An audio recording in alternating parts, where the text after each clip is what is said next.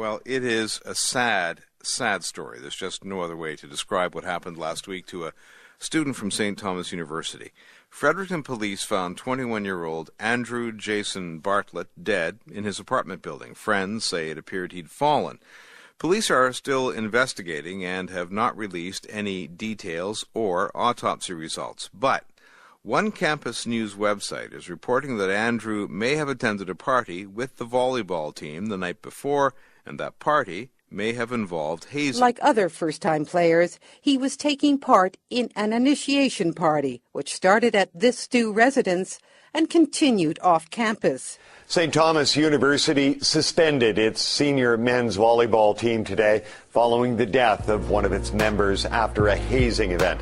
Andrew Bartlett was killed by an accidental fall in the stairwell of his apartment building last October. Police say alcohol was a contributing factor.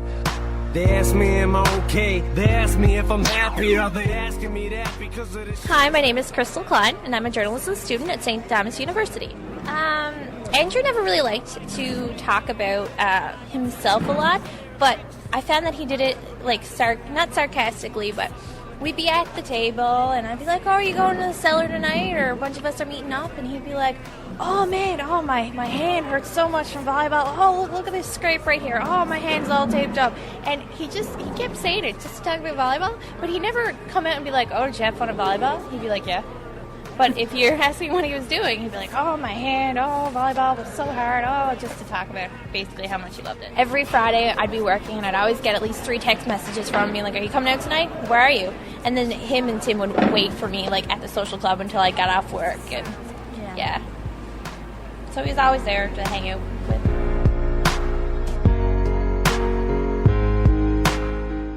I'm Derek Montague.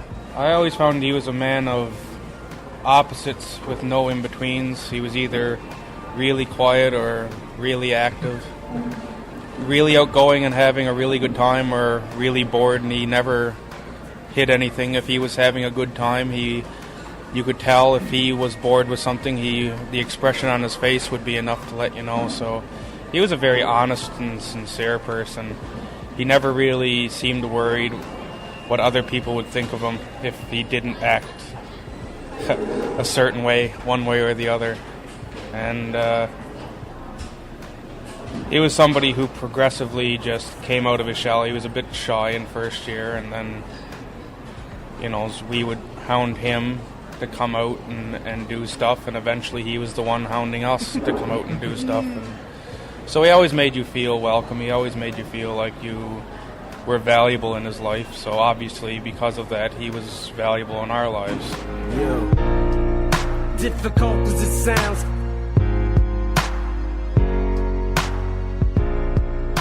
I found that I was put in a very awkward position because I was a journalism major. I found that I was stuck. I found it very hard to move on. Come December, when we were still having story meetings about how we're going to update and how we're going to cover this, I don't know, in my mind I was like, well, there's no way I can present an unbiased story where I was at the hospital, I was there when I found out, I had to be one of those people to tell my friends, and it's just something that you do not want to go through again. But I kept reliving it for like 3 months afterwards because I was a journalism major, and it was something everyone felt needed to be covered. We were all worried about the potential dangers of having students cover such an issue. Jan was I met a lot of insensitive people during that span of time, and she was by far the most insensitive. This is Jan Wong. I'm an author and a journalist in Toronto. In the fall of 2010, I was the visiting Irving Chair of Journalism at St. Thomas University. I went to the class, and I had been primed by Don Dixon, who had sent me an email and said, I would like you to talk about the student's death. So I was ready for it, and I listened to the story meeting. And what surprised me was how no one was talking about the student's death.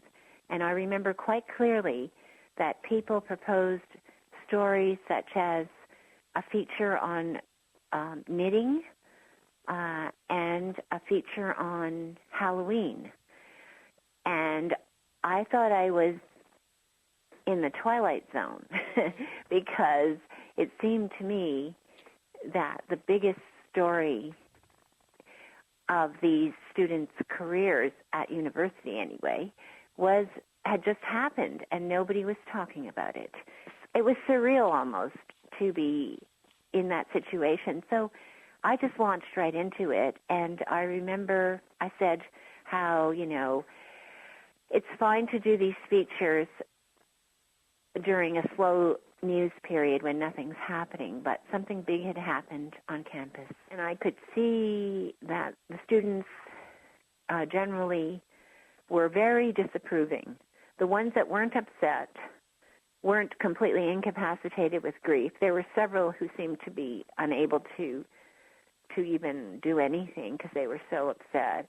But the majority just seemed to really sympathize with their classmates and think that I was an ogre and mean and shouldn't be doing this. It was unseemly and it was rude and it was uncaring.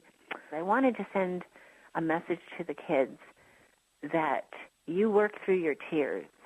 You do not stop. You still have a professional obligation to cover this story. And that's what I wanted to tell them. But I think they probably thought I was a terrible person, a terrible human being. If you do not want to see me again, I would understand. I would understand.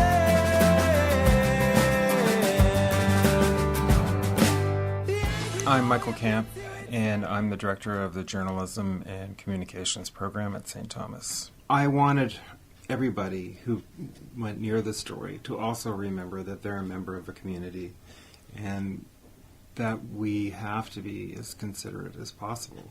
Mm-hmm. We're talking about our friends. We're talking about people we know.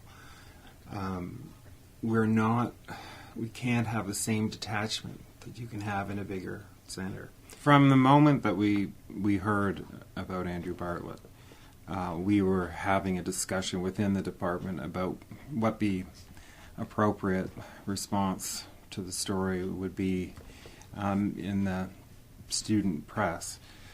Not because we were directing the coverage, but just because we were wondering what kind of stories might appear, and we did have some concerns. It's a small community, and people have to remember that many people are feeling a lot of emotional pain. And we were concerned from the beginning that people be considerate. Mm-hmm. On the other hand, it was felt quite strongly, and this is at a time when Jan Wong was here too. She was interested in how we handled the story. There was a strong feeling, as there should be among journalists or people who want to be journalists, that the community had to be informed about what happened and that questions should be asked. We don't see it as a sign of respect to be silent, and I think that that's the difference in cultures sometimes. Some people feel when something truly tragic happens that the appropriate thing to do is to shut your mouth. Mm-hmm. Or not ask questions, or not make phone calls, not trying to find out what happened. But I think that journalists have a responsibility. I don't see them as vultures who descend on grief for no reason. For the sake of the community at large, they ask questions. You have to be confident that you're doing the right thing all the way along, because you have an opportunity to do it responsibly, and if you make a mistake, it could cause a lot of pain. Yeah. And I didn't want to see that happen. Julian Walker, assistant professor in journalism and communications. I found those sessions very anguished. Okay. I didn't always agree with Jan and her approach. I felt she was taking a very aggressive approach. I'll tell you, I'll set out a concept I would call the compassionate community. Okay. And one little example which maybe illustrates is if you're a photojournalist in a subway and a little old lady is walking towards the tracks and you're the photojournalist, do you take the picture or do you grab her arm? And for me, in a compassionate community, you would always take the arm rather than get that picture. And I think and I was very impressed with the way the Aquinian handled the whole thing, so don't take it badly. But I think overall, the university forgot a bit about that compassionate community. I think we've lost our innocence a bit. What do you mean? As a campus. Yeah. Maybe as a journalism school too. Andrew is a really awesome person, and I just hope that everyone knows that. Somebody who dies like that deserves to have his memory defended and honored. Don, I like Don. I really like Don personally, but he allowed basically free reign on whatever people wanted to discuss about Andrew could be discussed, and my feelings and anybody else who was affected by Andrew's death was very much second nature to that class. So I felt like I was being pushed aside. And I let myself be pushed aside, and I said, fine, if that's going to be it, I have absolutely no loyalties whatsoever to this program anymore, and I still feel the same way.